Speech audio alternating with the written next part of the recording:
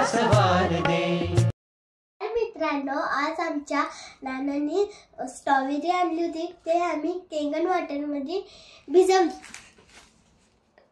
Kangen water किती घाण पाणी निघते ते आपण दाखवणार आहे।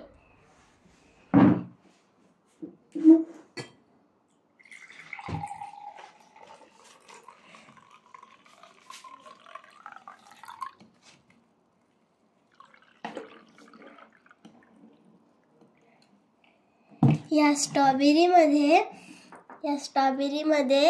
किती घाण पाणी निघले। स्ट्रॉबेरी किती विषारी स्ट्रॉबेरी मध्ये। आता ही स्ट्रॉबेरी सुंदर आणि स्वच्छ आहे, हे आपण आता खाऊ शकतो।